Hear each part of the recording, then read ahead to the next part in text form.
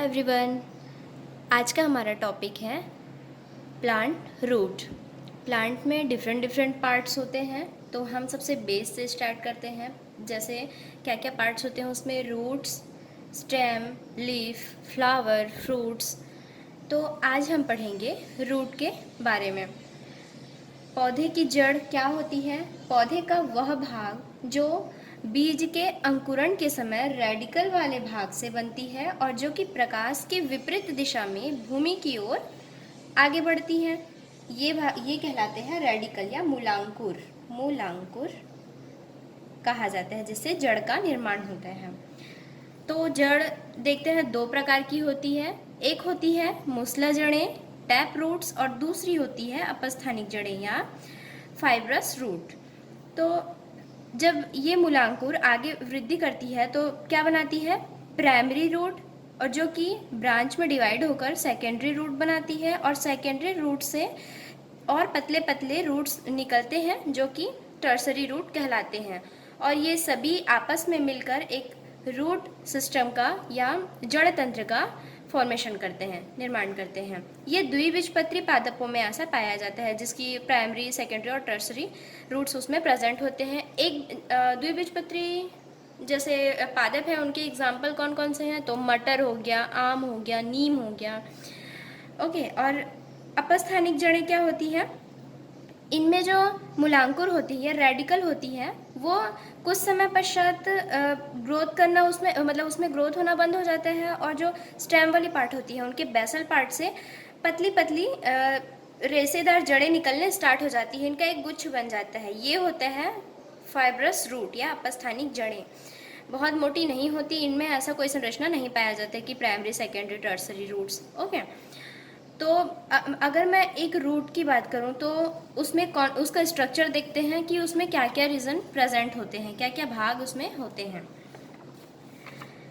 ये मैंने एक रूट लिया है जिसमें सबसे 5 भाग हैं। उनके 5 भाग में हम इनको पढ़ेंगे। तो सबसे टिप वाला पार्ट अगर देखें तो रूट कैप कहलाता है, जो कि प्रोटेक्शन का काम करता है। रूट के जो लास्ट छोर होती है उनका प्रोटेक्शन का काम ये करती है, और लगातार डिवाइड होकर ये बनते रहती है। उसके ऊपर आता है ग्रोइंग रीजन।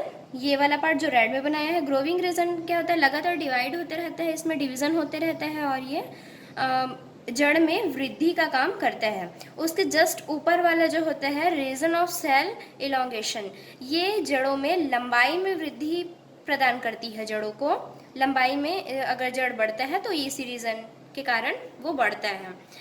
देन आता है रूट हेयर जोन। जो रूट है उनमें पतले पतले ऐसे रोम्स के समान संरचना निकली होती है, जो कि रूट हेयर कहलाती है। और इनकी लाइफ बहुत लॉन्ग नहीं होती है, लगभग 10 से 15 दिन में ये नष्ट हो जाते हैं और दूसरा रोम निकल आता है।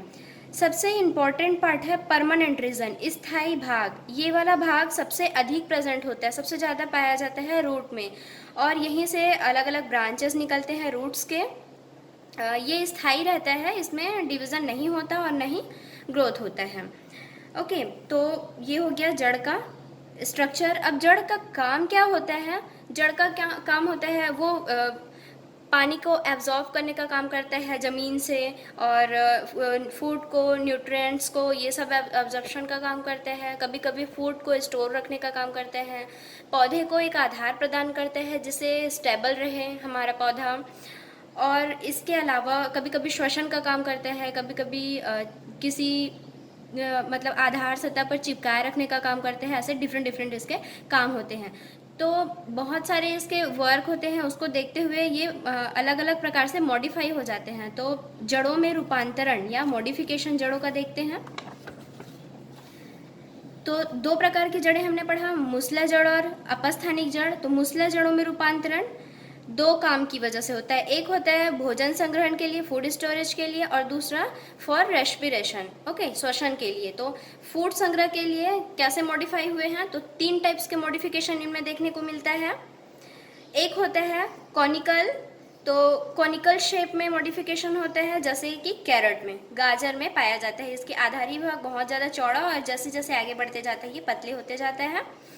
ठीक है। दूसरा होता है फ्यूजिफॉर्म, तर्कुरूपी। इसका एग्जाम्पल है मूली, तो इसमें क्या होता है, बीच वाला भाग जो होता है, बीच रीजन, वो मोटा मोटा होता है, और जो सामने और जो पीछे वाला भाग होता है वो पतला होता है।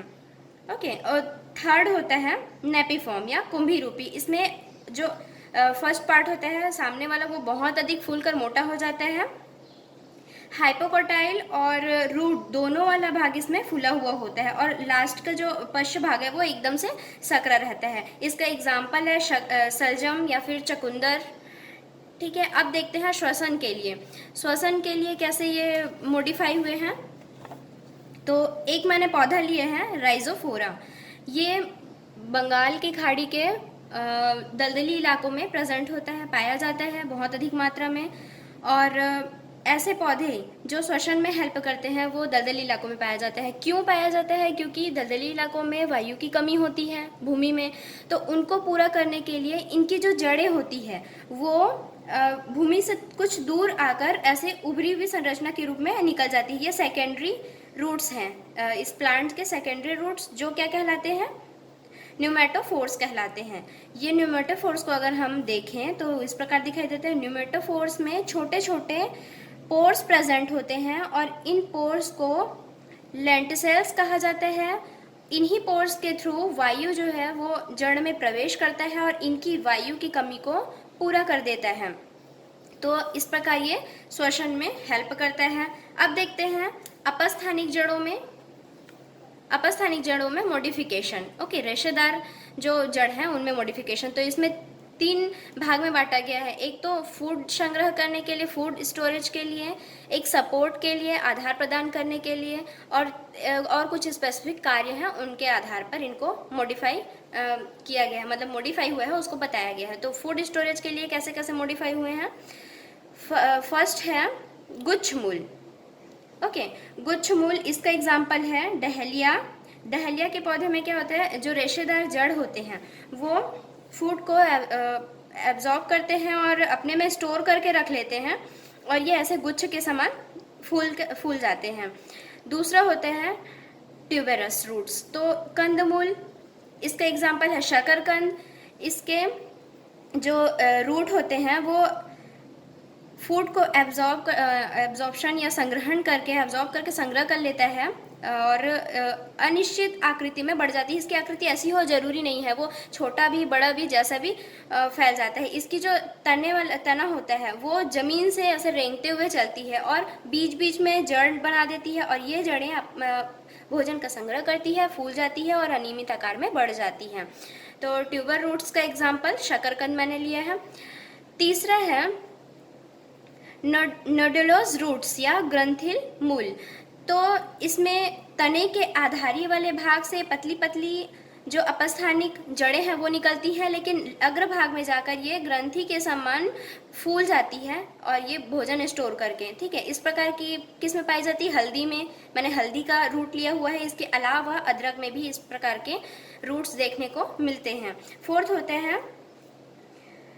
होता है मणिका में मोनलीफॉर्म रूट्स।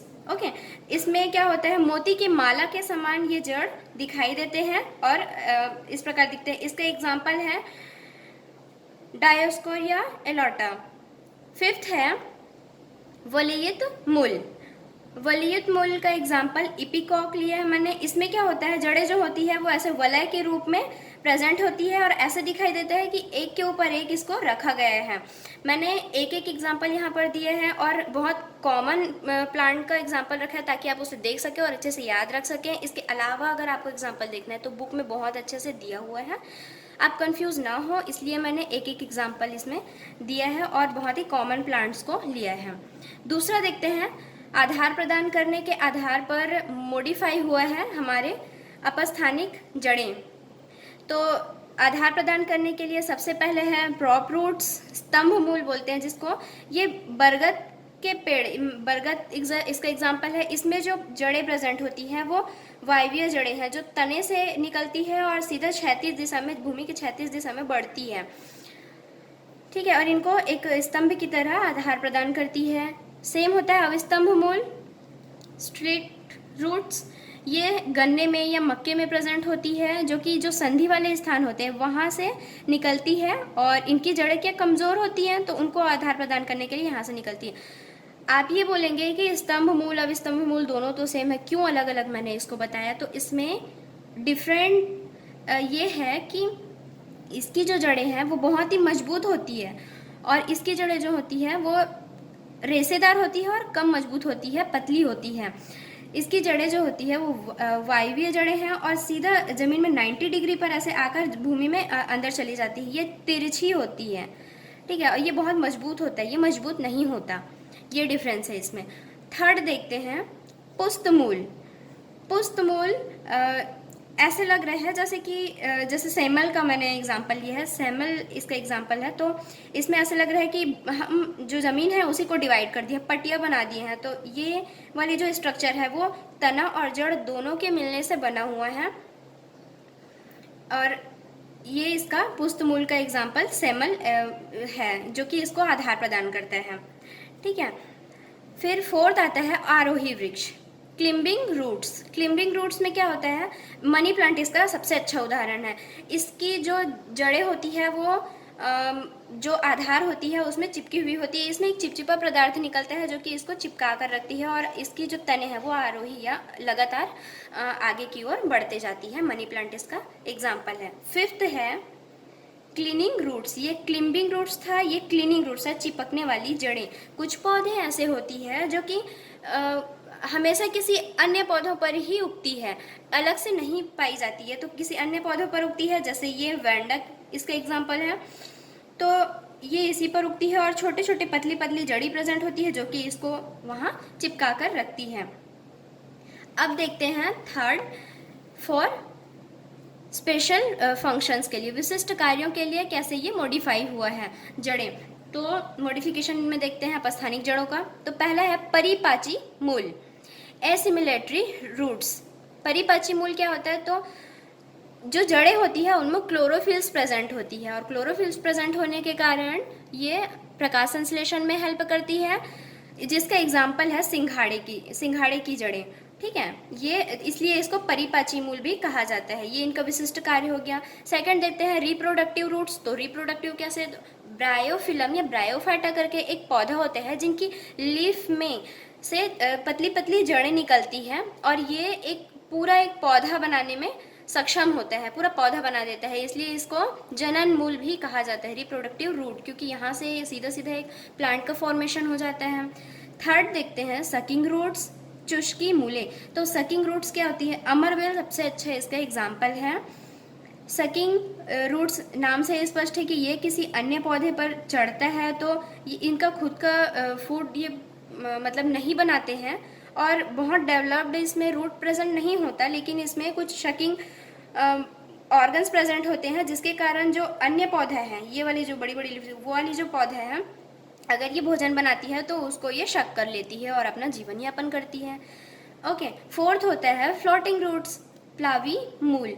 फ्लोटिंग रूट्स जैसे कि जूशिया की रूट्स होती हैं, जो कि पतले पतले इसमें बहुत सारे रेशेदार जड़ होती हैं, और ये स्पंजी होते हैं, इस कारण ये पानी में तैरते रहती हैं। तो ये फ्लोटिंग रूट्स, इसका मॉडिफिकेशन ऐसा हुआ है।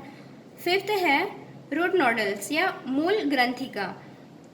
ये लेक्यूमिनेसी कुल के जो पौधे होते हैं उनमें ज़्यादातर पाया जाता है, उन्हीं में पाया जाता है। इनके रूट्स में से नोडल बने हुए होते हैं, देखिए ग्रंथियाँ बनी हुई हैं। तो ये ग्रंथियाँ क्या काम करती हैं? इन ग्रंथियों में बैक्टीरिया रहते हैं, और वो बैक्टीरिया वायुमंडल में पाए जाने वाले नाइट्रोजन को स्थिरीकृत कर देता है, नाइट्रोजन को नाइट्रेट में परिवर्तित कर देता है, जिससे क्या होता है, वहाँ की आसपास की भूमि की उर्वरी जो क्षमता होती है, उर्वरता जो है वो बढ़ जाती है। इसलिए ये इम्पोर्टेंट होता है। देखना किसान जो होता है वो जब फसलों का चक्रण करते हैं, जैसे अनाज लेने वाली जो फसलें हैं जैसे धान गेहूँ, उनको उगाने के पश्चात ये दलहन वाली दाल उगाते हैं, जैसे मटर। क्यों? क्योंकि ये दलहन वाली दालों, लेक्यूमिनेसी कुल की मैंने बताया, जैसे मटर इसका एग्जांपल मैंने लिया है, इनमें ये प्रेजेंट होता है, जिससे जो भूमि होती है वो उनकी उर्वरता बनी रहती है। और 6 टाइप्स देखते हैं संकुचनशील जड़ें। कॉन्ट्रैक्टाइल रूट्स जैसे जिमी कंद में प्रेजेंट होते हैं। कुछ स्टेम्स जो होते हैं वो भूमि के अंदर होते हैं, जमीन के अंदर दबे हुए होते हैं, आधार प्रदान करते हैं उनको, वो बाहर ना आ पाए, वो बाहर ना निकले, इसके लिए कुछ जड़ें जो होती है वो संकुचित हो जाती है, जैसे ये वाली जड़ें, ये संकुचनशील जड़ें हैं, तो जिमी कंद इसका एग्जाम्पल है। इस प्रकार इसके मॉडिफिकेशन के साथ साथ मॉडिफिकेशन क्यों हुआ है तो इसके फंक्शंस भी हमने देख लिए कि किस किस वजह से अलग अलग टाइप की ये मॉडिफिकेशन हुआ। सो आई होप आपको बहुत अच्छे से समझ आया होगा। Thank you.